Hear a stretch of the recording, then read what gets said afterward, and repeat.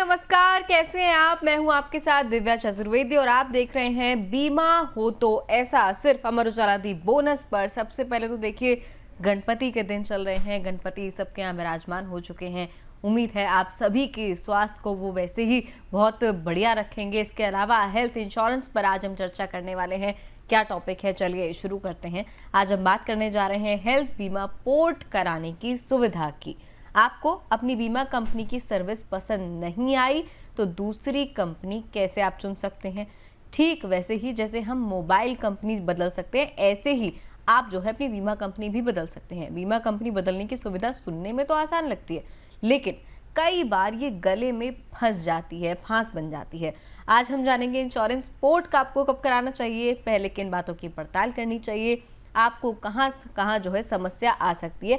इस पूरे प्रोसेस में ये सब समझेंगे। देखिए, सबसे पहले बात कर लेते हैं क्या कुछ खास आज के शो में होने वाला है। ऑन द शो क्या है, सबसे पहले तो देखिए कब आपको हेल्थ बीमा पोर्ट कराने का फैसला लेना चाहिए। पहली चर्चा इस पर होगी, कौन सा सही समय होता है। बीमा कंपनी से खुश नहीं है, क्या कुछ आपकी परेशानियां हैं इसलिए आप बीमा पोर्ट कराने का सोच रहे हैं, प्रीमियम बढ़ गया है अगर कंपनी की तरफ से, अगर आप इसलिए सोच रहे हैं। इस पर हम लोग आज बातचीत करेंगे, कब आपको फैसला लेना चाहिए बीमा पोर्ट कराने का। उसके बाद अगर बात करें तो हेल्थ पॉलिसी पोर्ट करने में क्या रिस्क आपको हो सकते हैं। ऐसा नहीं है देखिए कि जो प्रोसेस है बहुत आसान है, कई चीज़ें आपको कंसिडर करनी है, कुछ एक रिस्क भी इसमें इन्वॉल्व हो सकते हैं। इस पर भी चर्चा होगी। पॉलिसी पोर्ट कराने का सही समय और प्रक्रिया क्या है, इस पर बातचीत होगी। ऐसा नहीं है कि आपने जिस दिन सोचा उसी दिन पॉलिसी पोर्ट हो जाएगी। कई नफा नुकसान है, उन्हें आपको देखना है, सही समय आपको तय करना है, क्या कुछ प्रोसेस है आपको जानने की ज़रूरत है। इसके अलावा क्या ख़त्म हो जाता है वेटिंग पीरियड का लाभ। देखिए, जो आपका क्रिटिकल इलनेस कवर होता है उसके लिए एक वेटिंग पीरियड भी होता है। क्या अगर आप पॉलिसी पोर्ट कराते हैं तो क्या वो खत्म हो जाएगा, आपको फिर से वेटिंग पीरियड काटना पड़ेगा। इसके अलावा पोर्टिंग में बीमा रिजेक्शन से आपको कैसे बचना चाहिए। कई बार जब हम बीमा पॉलिसी जो है पोर्ट कराते हैं तो उसमें रिजेक्शन भी सामने वाली कंपनी से मिल जाता है जहां हम पोर्ट करा रहे हैं, तो उससे आप किस तरीके से बच सकते हैं ये भी आपको जानना बहुत ज़रूरी है। चलिए आइए सबसे पहले बात करते हैं आगरा के पीयूष पाठक की। इनकी कहानी आपके लिए जानना बहुत ज़रूरी है। पीयूष पाठक बीमा पॉलिसी पोर्ट करने पर जो है बड़ी मुसीबत में फंस गए हैं। कैसे फंसेंगे, एक बार इस पर नजर डालते हैं। आगरा के पीयूष पाठक ने 4 साल पहले 5 लाख का हेल्थ बीमा कवर लिया था। कंपनी ने जब अचानक उनका प्रीमियम बढ़ाया तो उन्होंने दूसरी कंपनी में पॉलिसी पोर्ट करने का फैसला किया, लेकिन नई कंपनी ने आवेदन रिजेक्ट कर दिया। जब तक उन्हें इसकी सूचना मिलती तब तक पुरानी पॉलिसी के रिन्यूअल की अवधि भी खत्म हो गई थी। आखिरकार पीयूष को फिर से नई पॉलिसी खरीदनी पड़ी, मेडिकल टेस्ट देना पड़ा, जिसके बाद प्रीमियम बढ़ गया और गंभीर बीमारियों पर 3 साल का वेटिंग पीरियड भी झेलना पड़ा। अब वो सोच रहे हैं कि काश पॉलिसी पोर्ट ना की होती। तो देखा आपने किस तरीके से पीयूष को जो है कितने नफा नुकसान झेलने पड़ गए, सिर्फ एक हेल्थ बीमा उन्हें पोर्ट कराई थी। पीयूष की तरह आप ना फंस जाएं, इसीलिए आज का ये टॉपिक हमने चुना है। आज इसी पर बातचीत होगी। आज हेल्थ बीमा से जुड़े इन सभी मुद्दों पर बात करने के लिए और आपके सवालों के जवाब देने के लिए हमारे साथ जुड़ रहे हैं इंश्योरेंस समाधान की CEO और को फाउंडर शिल्पा अरोड़ा। मैम, बहुत बहुत स्वागत है आपका। Thank you Divya, thank you. बहुत ही पर्टिनेंट टॉपिक है जो आजकल लोग पोर्ट बहुत ज्यादा कर रहे हैं और इसमें सावधानी बरतना बहुत जरूरी है।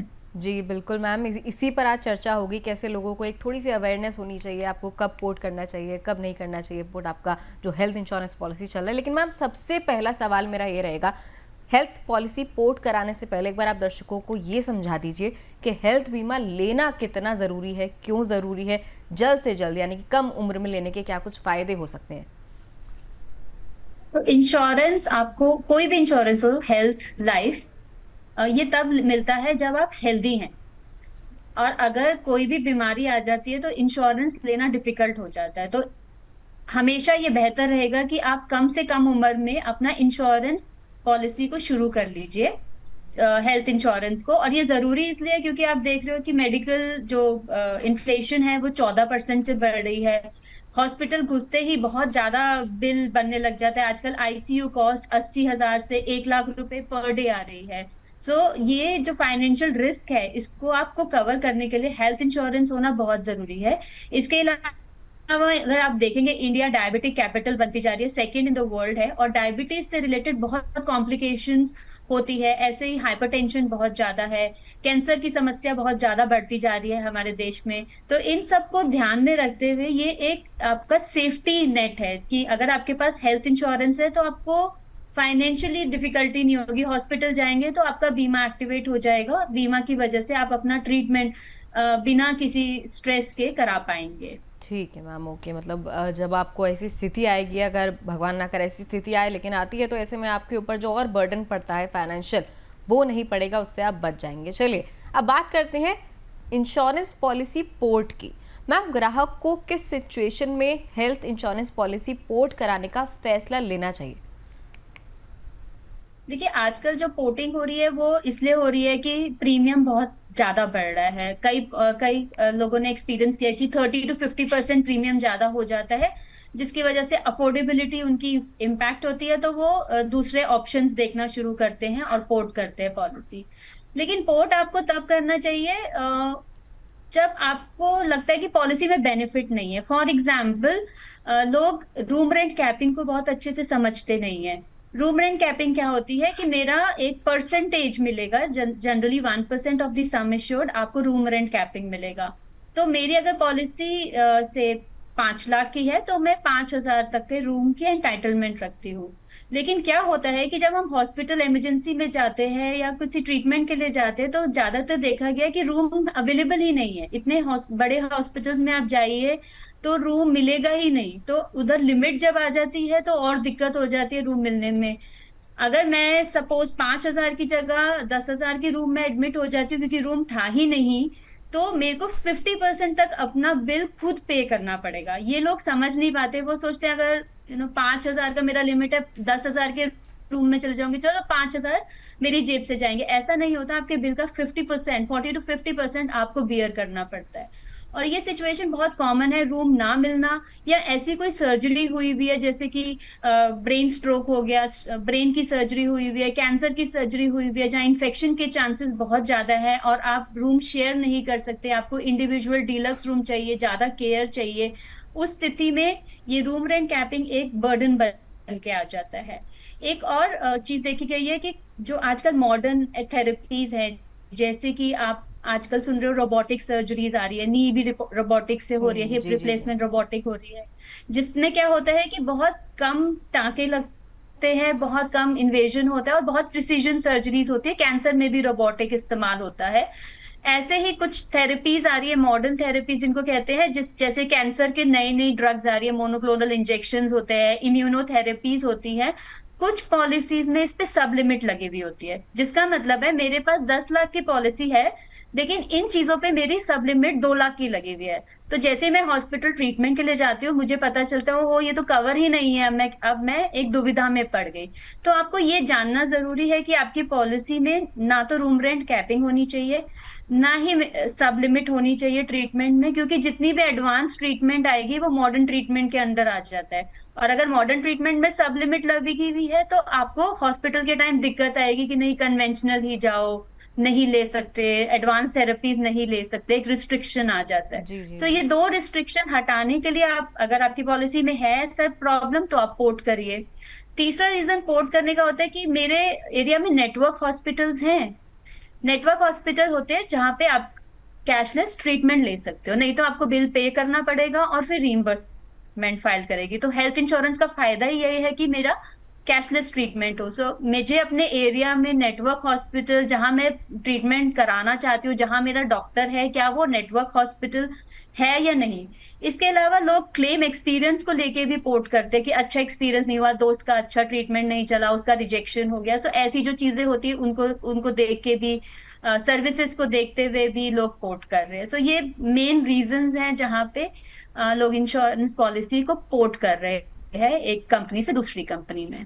ठीक है मैम, मतलब रूम रेंट कैपिंग एक हो सकती है वजह, इसके अलावा सब लिमिट जो है हो सकती है। इन दोनों चीज़ों का आपको ध्यान रखना है, नहीं लेना है।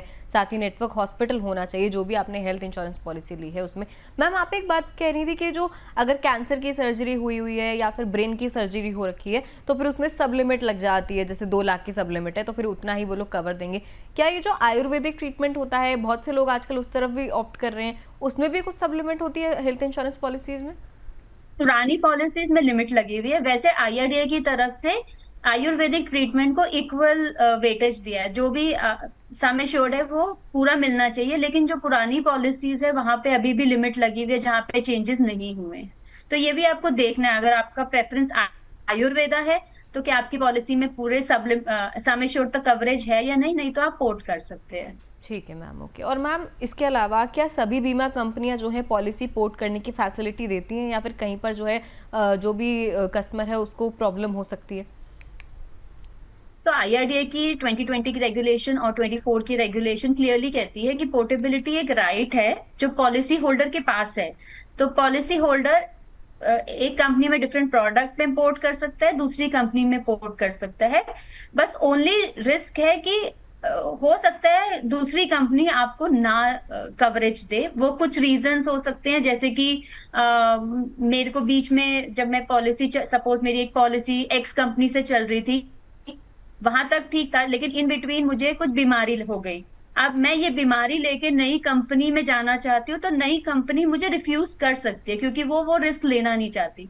तो आप फिर पिछली कंपनी में रह सकते हो, जिसको हम कंटिन्यूटी बेनिफिट कहते हैं। तो आप जहां पे हो वहां रह सकते हो, वो आपको मना नहीं कर सकते। लेकिन नई कंपनी तब मना कर सकती है अगर रिस्क ज्यादा आप लेके जा रहे हो उनके पास, तो हो सकता है वो मना भी कर ठीक देते है, हैं। अगर कोई बड़ी बीमारी है, रिस्क ज़्यादा लेके आप नई कंपनी में शिफ्ट होना चाहते हैं तो वो आपको मना कर सकती है। इस बात का आपको ध्यान रखना बहुत ज़्यादा ज़रूरी है। इसके अलावा मैम हेल्थ इंश्योरेंस पॉलिसी क्या केवल पैसे बचाने के लिए पोर्ट करना सही है? जैसे कि हमें एक स्टोरी देख रहे थे पीयूष के बारे में, प्रीमियम बढ़ गया था इसलिए उसने हेल्थ इंश्योरेंस पॉलिसी पोर्ट करने का सोचा। देखिए, ज्यादातर लोग तो प्रीमियम की वजह से ही पोर्ट कर रहे हैं। बेनिफिट्स हमें देखने चाहिए। जब भी आप पोर्ट आपका राइट है, आप करो port to a newer company, आपके सारी जो बेनिफिट्स है वो प्रिजर्व रहते हैं रेगुलेशन के हिसाब से। बस आप ये देखिए कि कम प्रीमियम के चलते आप ऐसी पॉलिसी तो नहीं खरीद रहे जहां पे सब लिमिट लग जाए, जहां पे रूम रेंट लग जाए, आपके कुछ बेनिफिट्स कम हो जाए। तो ये थोड़ा सा कंपैरिजन करना जरूरी है। जस्ट कि प्रीमियम कम मिल रहा है इस रीजन से आप पोर्ट मत करिए। बेनिफिट जानिए कि मैं नई कंपनी में जा रहा हूँ या नया प्रोडक्ट जो ले रहे हो, क्या वो मेरी बेनिफिट्स को कवर करे। जैसे मैंने कहा, बेनिफिट्स ये लोगों को नहीं पता कि रूम रेंट कैपिंग का इम्पैक्ट क्या होता है, और ये जो सब लिमिट लगे हुए होते हैं ये आपको आगे जाके परेशान कर सकती है, क्योंकि आप एडवांस ट्रीटमेंट अवेल नहीं कर पाएंगे हेल्थ इंश्योरेंस होने के बावजूद। ठीक है, तो मतलब अगर शिफ्ट करने का सोच भी रहे हैं तो जैसा कि मैम ने कहा, एक बार ये ध्यान रखिए कि कहीं आपको प्रीवियस पॉलिसी में ज़्यादा बेनिफिट्स मिल रहे हो, जब आप अगली पॉलिसी में शिफ्ट करें तो वहाँ पे आपके बेनिफिट्स घट जाएं, कुछ चीज़ें वहाँ पे कंसिडर नहीं हो रही हों, इस पर ज़रूर ध्यान दें। इसके अलावा मैम जैसा कि आपने बोला कि अगर आप कोई हैवी इलनेस लेके जाते हैं, रिस्क ज़्यादा लेके जाते हैं, तो आपको इंश्योरेंस कंपनी सामने वाली मना भी कर सकती है, आपका जो पोर्टिंग रिक्वेस्ट उसको रिजेक्ट भी कर सकती है। मैम हेल्थ बीमा पॉलिसी पोर्ट के बाद वेटिंग पीरियड पर क्या कुछ असर पड़ता है, एक बार ये भी समझाइए।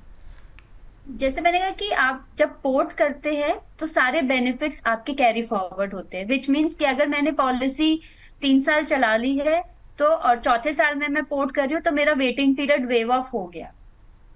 तो जो मेरी प्रीवियस पॉलिसी में वेटिंग पीरियड अब आईआरडीए ने 2024 में 3 साल का कर दिया, तो वो वेव ऑफ, वो कैरी फॉरवर्ड होगा। ऐसे ही एक बेनिफिट होता है मोरेटोरियम पीरियड, जिसका मतलब है अगर मैंने पॉलिसी 5 साल चला दी है तो मेरा क्लेम रिजेक्ट नहीं हो सकता accept in case of fraud. तो इसको मैं आप बारीकी से अगर समझाऊं तो वेटिंग पीरियड एप्लीकेबल होता है ऑन चीजें जो आपने डिस्क्लोज की है पॉलिसी लेते हुए। सपोज डायबिटीज था तो उन्होंने मेरे को वेटिंग पीरियड दे दिया, तो 3 साल बाद मेरा डायबिटीज कवर हो जाएगा, या 2 साल बाद, depending on the type of policy. But 3 साल आईआरडीए का मैंडेट है, तो वेटिंग पीरियड में मेरा कवरेज शुरू हो जाएगा। लेकिन अगर मैं डायबिटीज बताना भूल गई पॉलिसी लेते हुए, मतलब जानबूझ के नहीं, गलती हो गई, ध्यान ही नहीं रहा कि मैं ठीक ही चल रही हूँ, दवाई खा रही हूँ, ऐसा तो मेरा शुगर बढ़ नहीं रहा, सब ठीक है, तो मैं भूल गई बताना। लेकिन 5 साल बाद अगर ऐसा सिचुएशन आता है तो इसकी वजह से आपका क्लेम रिजेक्ट नहीं हो सकता, जिसको हम मोरेटोरियम पीरियड कहते हैं। सो ये सारे बेनिफिट्स जो है, अगर आप एक पॉलिसी से दूसरी पॉलिसी या कंपनी में पोर्ट करते हो, ये प्रिजर्व हो जाते हैं, ये ट्रांसफर हो जाते हैं। तो इसके लिए आपको घबराने की जरूरत नहीं है। ठीक है, ये मतलब रहेंगे, पर ये आपको पता होना चाहिए, क्योंकि हमने ये देखा है हॉस्पिटल्स में कि फिर भी रिजेक्शन हो जाता है और कस्टमर को समझ नहीं आता अब क्या बोले वो यही बोल देते हैं कि नया आपने लिया है तो रिजेक्ट कर दिया, लेकिन अगर आप उसको ठीक से बताएंगे कि मेरी पिछली पॉलिसी 4 साल से चल रही थी और मेरा ये अब राइट है, अब आप मेरा क्लेम दे, तो वो आपको क्लेम दे देंगे। बट आपको जानना जरूरी है कि 3 साल और 5 साल ये कैरी फॉरवर्ड होगा आपकी पोर्टेड पॉलिसी में। ठीक है, मतलब अवेयर रहना बहुत ज़्यादा ज़रूरी है, वरना सामने से आपको कोई कुछ भी कहकर आपका क्लेम और भी रिजेक्ट कर सकता है। हाँ जी मैम। एक और जरूरी चीज जो हम लोग देखते हैं कि कोर्ट तो बोलते हैं, लेकिन कई बार एडवाइजर्स या कंपनी आपको नई पॉलिसी इशू कर देते हैं।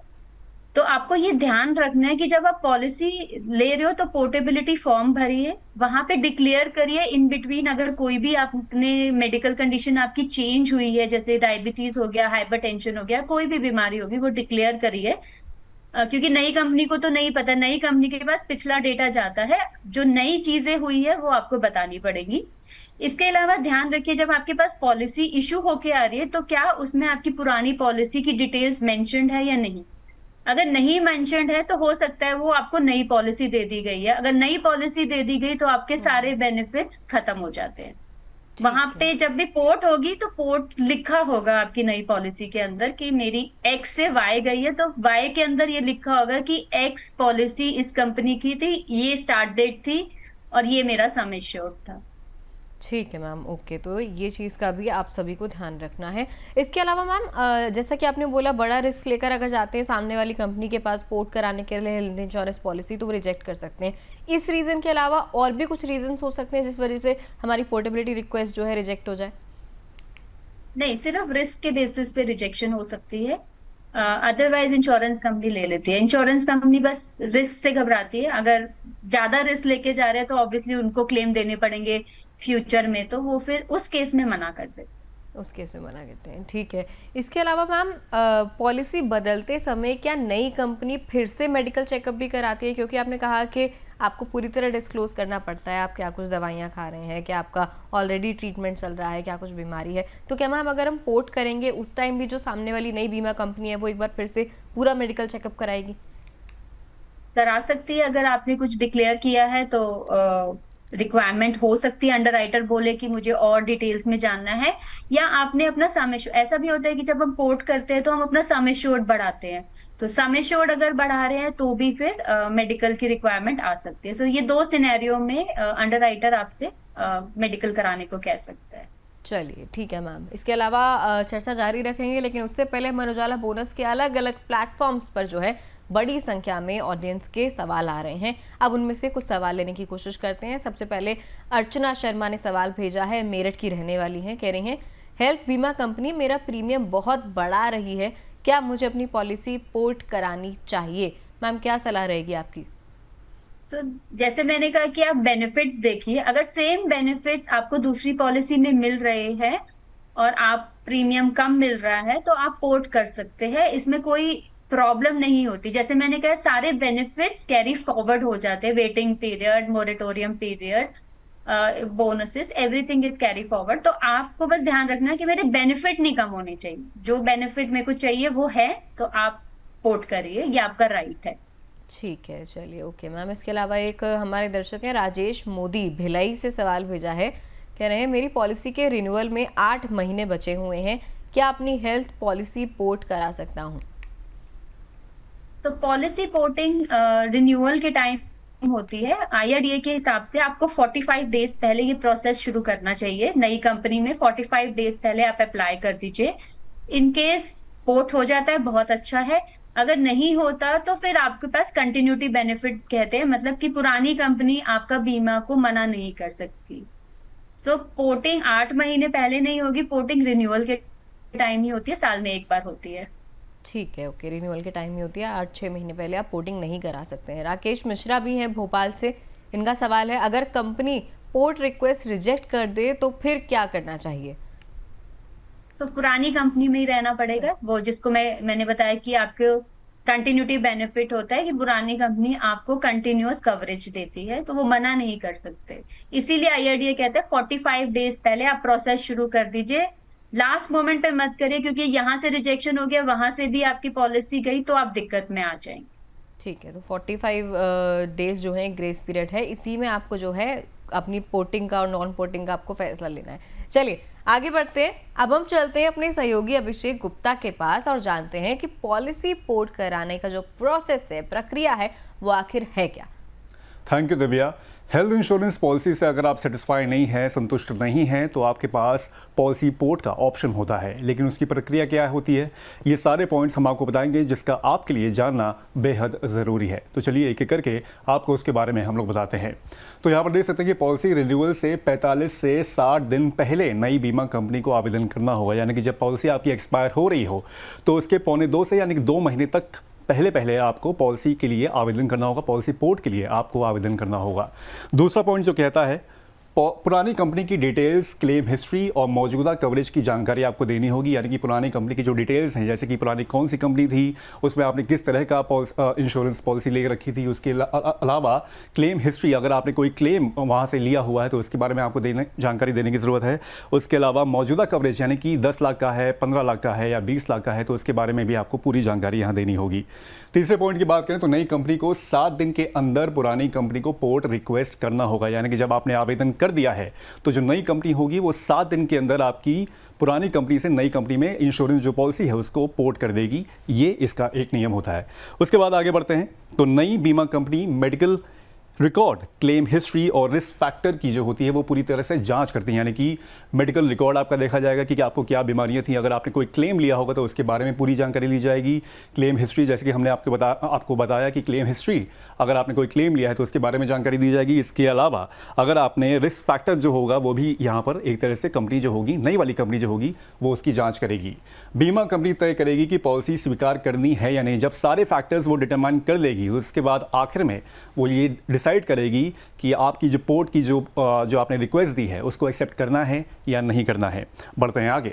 कई मामलों में मेडिकल चेकअप भी कराया जा सकता है। ये उस कंडीशन में हो सकता है कि अगर आपकी क्लेम जो हिस्ट्री है वो ज़्यादा रही है आपकी पुरानी पॉलिसी में, अगर आपने ज़्यादा बार हॉस्पिटलाइजेशन का फ़ायदा उठाया है या फिर आपने क्लेम में कई बार कई सारी और चीज़ें इसमें होती हैं जो अगर आपने क्लेम एक तरह से अगर लिया है तो उसके लिए आपका मेडिकल टेस्ट भी करवाया जा सकता है, ये देखने के लिए कि आगे चल के आप क्लेम और लेंगे या नहीं लेंगे। तो ये सारे फैक्टर्स भी कंपनी देखती है। नई कंपनी जो होती है वो प्रीमियम, कवरेज और वेटिंग पीरियड फिर तय करेगी। उसके बाद जब फाइनल डिसीजन उसने एक्सेप्ट कर लिया आपकी पॉलिसी को तो उसके बाद वो प्रीमियम जो होगा, कवरेज होगा और वेटिंग पीरियड जो होगा वो आपकी नई पॉलिसी में तय किया जाएगा। नई कंपनी ये तय करेगी। इसके बाद अगर अगले पॉइंट्स की हम लोग बात करें तो उसमें ये है कि आपको प्रस्ताव स्वीकार या अस्वीकार करना होगा। यानी कि नई कंपनी ने जब आपकी पॉलिसी को एक्सेप्ट कर लिया है तो उसके बाद आपके पास प्रपोजल जाएगा कि आपको ये जो प्रपोजल आया है आपको एक्सेप्ट करना है या नहीं करना है, यानी कि नई कंपनी में आपको पोर्ट करना है या नहीं करना है। और लास्ट में पुरानी पॉलिसी खत्म होने के दिन से नई कंपनी की पॉलिसी प्रभावी होगी। मान लीजिए कि आपकी जो पॉलिसी, जो पुरानी पॉलिसी है वो 30 अगस्त को एक्सपायर हो रही है, तो उस दिन से ही नई पॉलिसी जो होगी वो लागू होगी। यानी कि उसका जो टाइम पीरियड होगा वो 30 अगस्त से एक तरह से शुरू होगा। तो ये है पूरा प्रोसेस नई पॉलिसी में पोर्ट करवाने का। जब आप पॉलिसी पोर्ट करवाएंगे तो इन स्टेप्स को एक तरह से आप पूरी तरह से ध्यान में रखें। Over to you Divya. चलिए बहुत बहुत शुक्रिया अभिषेक, आपने बहुत बेहतरीन तरीके से समझाया कि किस तरीके से अगर कोई भी शख्स अपनी हेल्थ इंश्योरेंस पॉलिसी पोर्ट कराने जाता है तो क्या कुछ पॉइंट्स उसे कंसिडर करने चाहिए, ध्यान में रखने चाहिए। एक पॉइंट मैम अभिषेक जी ने बोला था कि 7 दिन में जो है कंपनी प्रीवियस वाली है हेल्थ इंश्योरेंस की, वो अगली जो कंपनी है उसको पूरी डिटेल्स ट्रांसफ़र कर देगी, आपको पूरी पॉलिसी जो है ट्रांसफ़र कर देगी। मैम कभी ऐसा भी होता है आपके पास ऐसी प्रॉब्लम्स भी आती हैं या फिर आपने देखा हो कि ऐसा नहीं हुआ, 7 दिन में डिटेल्स और पूरी जो डॉक्यूमेंटेशन है वो ट्रांसफ़र नहीं हुई और फिर जो वो शख्स है जिसने पोर्ट कराई थी अपनी जो पॉलिसी है वो परेशान हो रहा है? हाँ, ऐसा कई बार हो जाता है, बट आप कंटिन्यूअस टच में रहिए एडवाइजर के या फिर कंपनी के जो ग्रीवेंस सेल है उसको लिखेंगे तो फिर वो फटाफट कर देते हैं। ठीक है मैम। बस यही होता है, उनको रिस्क देखना होता है, जैसे कि मतलब कितना रिस्क उनके पास आ रहा है, उसके वजह से कई बार थोड़ा डिले होता है क्योंकि वो इन्वेस्टिगेट करते हैं कि देना है या नहीं देना, वो चीज आ जाती है। अच्छा ठीक है मैम, ओके मैम। इसके अलावा क्या जो ग्रुप इंश्योरेंस पॉलिसी है उसको भी पोर्ट कराया जा सकता है? बिल्कुल, आईआरडीए की रेगुलेशन कहती है अगर आपके पास ग्रुप इंश्योरेंस, आप किसी कंपनी में काम करते हो और ग्रुप इंश्योरेंस आपके पास है तो आप उसको जब कंपनी छोड़ते हैं तो आप इंडिविजुअल पॉलिसी में उसको पोर्ट कर सकते हैं। ठीक है, और अगर कराना है तो इसका प्रोसेस क्या होगा, इसका क्या तरीका है? आपको कंपनी को इन्फॉर्म करना पड़ेगा कि मैं कंपनी छोड़ दी है, ग्रुप इंश्योरेंस मेरे पास ये है और अब मुझे इसको पोर्ट करना है, तो उतना सम एश्योर्ड आप पोर्ट कर सकते हैं, मतलब उतनी अंडर राइटिंग हुई हुई है वो आप पोर्ट कर सकते हैं इंडिविजुअल। ठीक है मैम, इसके अलावा आगे बढ़ते हैं।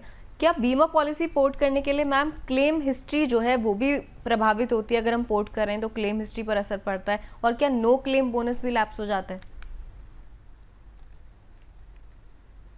नो क्लेम बोनस तो लैप्स हो जाएगा। नो क्लेम बोनस और जो सम एश्योर्ड है उसको मिला के अंडर राइटिंग, एक तरह से समझिए कि रिस्क आपका असेस हुआ हुआ है प्रीवियस कंपनी में, तो इतने सम एश्योर्ड तक जो नई कंपनी है वो रिस्क एनालिसिस नहीं करती। अगर कोई क्लेम नहीं आया हुआ या कोई नई बीमारी बीच में नहीं आई हुई, तो वो आराम से उतने अमाउंट तक का आपका जो है वो पोर्ट कर देती है। उसके अलावा जब हम ज्यादा सम एश्योर्ड मांगते हैं तो फिर वो रिस्क असेसमेंट में चला जाता है। तो ये रहता है। बोनस ट्रांसफर नहीं होता, बट बोनस तक आपका अंडर राइटिंग हुई हुई है, मतलब रिस्क असेसमेंट हुआ हुआ है, तो आप आराम से उतने अमाउंट तक की नई पॉलिसी में मूव कर सकते हो।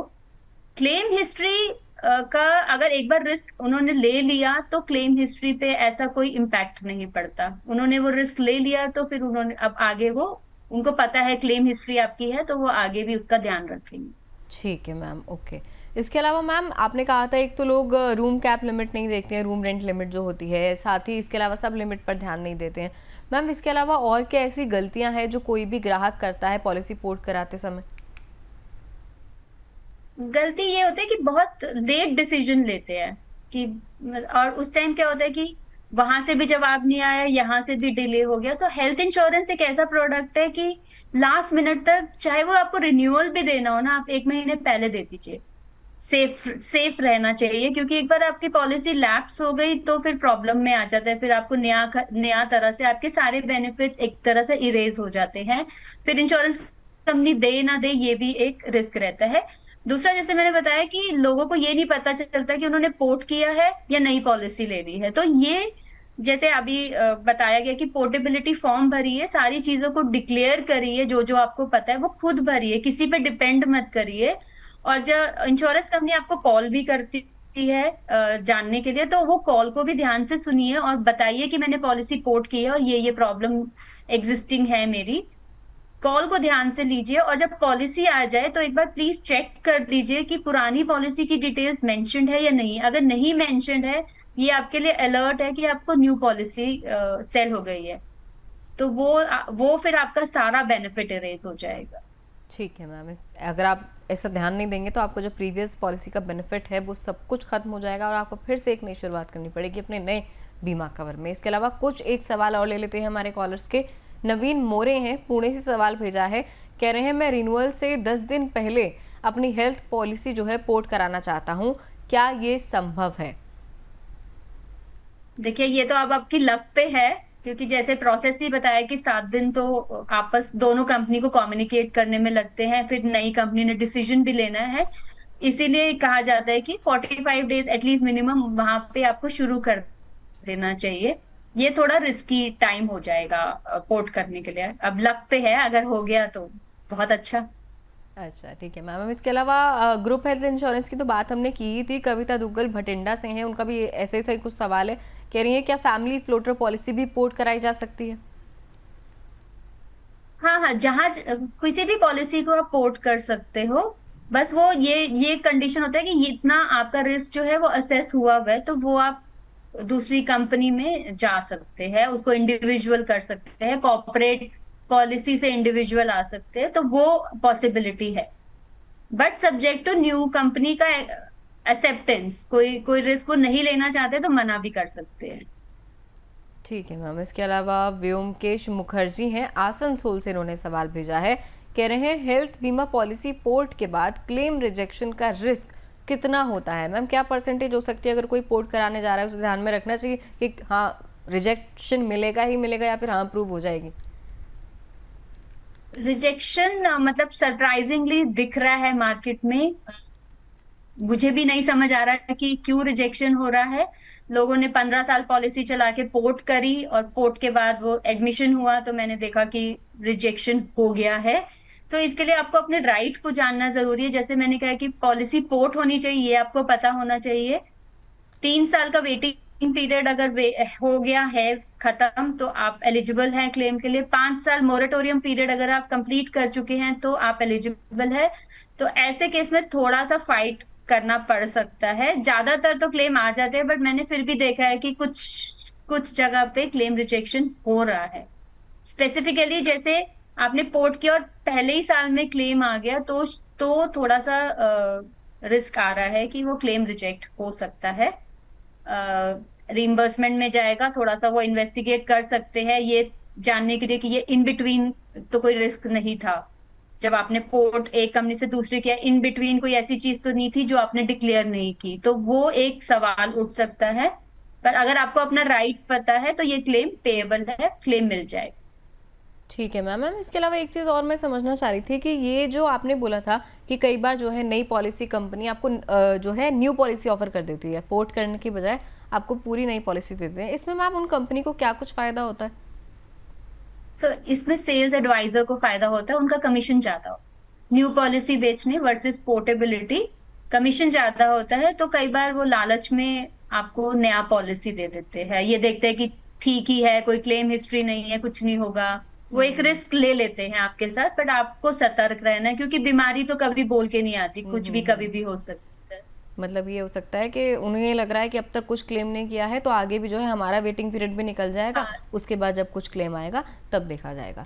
चलिए मैम, इसके अलावा क्या पोर्ट कराने के साल भर बाद फिर से पोर्ट कराई जा सकती है हेल्थ पॉलिसी? पोर्ट आप साल में एक बार करा सकते हैं कि कहीं पे भी करा सकते हैं, तो वो करा सकते हैं, बट रिन्यूअल से पहले। रिन्यूअल से पहले। और क्या पॉलिसी पोर्ट करवाते समय पॉलिसी कवर को बढ़वाया जा सकता है, और किसी परिवार के लिए एक पर्याप्त बीमा कवर कितना होना चाहिए? देखिए, जो डेटा कहता है वो 5 लाख कहता है, बट मुझे नहीं लगता कि 5 लाख सफिशिएंट है आज के टाइम में हॉस्पिटलाइजेशन के लिए। सो 10 लाख तक का बेस सम एश्योर्ड रख सकते हैं और टॉपअप कर सकते हैं। टॉपअप सस्ती पॉलिसी होती है, 25, 50, 1 करोड़ आप टॉपअप लीजिए।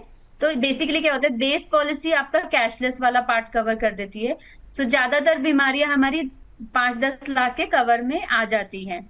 लेकिन कोई बड़ी गंभीर बीमारी हो गई जैसे कि कैंसर है, तो आपका जो है बिल है वो बहुत ज्यादा बढ़ सकता है। तो उस केस में फिर आप टॉपअप एक्टिवेट हो जाती है, तो आप टॉपअप के थ्रू वो दे सकते हो।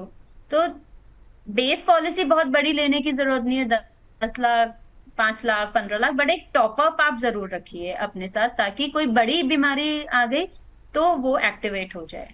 ठीक है मैम। इसके अलावा बहुत बेहतरीन तरीके से हमने चर्चा करी है। एक बार फाइनल में चाहती हूँ मैम, आप सम अप कर दीजिए जो लोग देख रहे हैं शो के, अगर ग्राहक पॉलिसी पोर्ट कराना चाहते हैं तो इसका सही वक्त क्या है, सही प्रोसेस क्या है, और टाइमिंग किसको कैसे चुननी चाहिए? तो जैसे हमने पहले ही बताया कि पॉलिसी पोर्ट साल में एक बार होती है, रिन्यूअल से पहले। रिन्यूअल से पहले 45 to 60 डेज पहले आप इसको इनिशिएट कर दीजिए टू द न्यू कंपनी।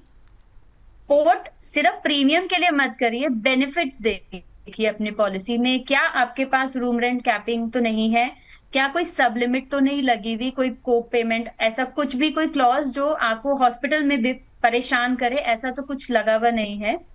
ये देखने के बाद नेटवर्क हॉस्पिटल देखिए कि आपके एरिया में जो बड़े हॉस्पिटल है, क्या वहां पे कैशलेस फैसिलिटी है, नेटवर्क हॉस्पिटल्स हैं, क्लेम हिस्ट्री कैसी है कंपनी की, ये देखिए। ये सब चीजें देखिए। सिर्फ प्रीमियम बढ़ गया या प्रीमियम कम में मिल रहा है, इसके बेसिस पे पोर्ट मत करिए। पोर्टेबिलिटी आपका राइट है, आप इसको एग्जीक्यूट करिए। इसमें आपके सारे बेनिफिट्स रहते हैं। वेटिंग पीरियड जो आपका है वो ट्रांसफर होता है, मोरेटोरियम पीरियड आपका ट्रांसफर होता है। तो इसमें आपको चिंता करने की जरूरत नहीं है, ये आपको पता होना चाहिए। लेकिन अगर आप सम एश्योर्ड बढ़ाते हैं पोर्टिंग के टाइम, तो वो जो इंक्रीज सम एश्योर्ड है वहां पे वेटिंग पीरियड लग सकता है, वहां पे मोरेटोरियम पीरियड लग सकता है, वहां वो वाला अमाउंट पे आ सकता है। तो ये आपको ध्यान रखना है कि आपने 10 से 20 लाख किया तो 10 लाख तक तो वेटिंग पीरियड नहीं होगा, क्योंकि वो पिछली पॉलिसी का बेनिफिट ट्रांसफर हुआ। लेकिन जो अगला 10 लाख है वहां पे वेटिंग पीरियड, मोरेटोरियम पीरियड लग सकता है। तो वो आपको ध्यान रखना है कि बढ़ाएंगे तो ये चीज आ सकती है। इसके अलावा कोई बस अपने राइट को जानिए। अगर कोई रिजेक्शन होता है तो बस अपने राइट्स को कंपनी को बोलिए, तो आपका क्लेम क्लियर हो जाएगा। चलिए ठीक है मैम, उम्मीद है कि जो लोग भी ये शो देख रहे होंगे उनको ये अच्छी तरीके से समझ आया होगा किस तरीके से पोर्टिंग का फैसला लेना चाहिए, कब आपको अपनी हेल्थ बीमा पोर्ट कराना चाहिए, किस रीजंस की वजह से कराना चाहिए या फिर नहीं कराना चाहिए। सिर्फ प्रीमियम एकमात्र ये रीजन नहीं होना चाहिए, इसके अलावा आपके तमाम जो है बेनिफिट्स वो भी ट्रांसफ़र हो सकते हैं, वो भी आपके लिए जानना बहुत ज़रूरी है। आपको कोई सामने वाली कंपनी कुछ गलत कह के नई पॉलिसी ना बेच रही हो, ये भी आपके लिए जानना बहुत ज़्यादा ज़रूरी है। मैम आपने बहुत ही अच्छी तरीके से सभी को बहुत ही सिंपल वे में समझाया कि क्या क्या चीज़ें उन्हें ध्यान रखनी चाहिए, किन किन चीज़ों से बचना चाहिए। मैम उम्मीद है आप ऐसे भी आगे जुड़ती रहेंगी हमारे साथ चर्चा में। आज के लिए बहुत बहुत शुक्रिया मैम हमारे साथ जुड़ने के लिए।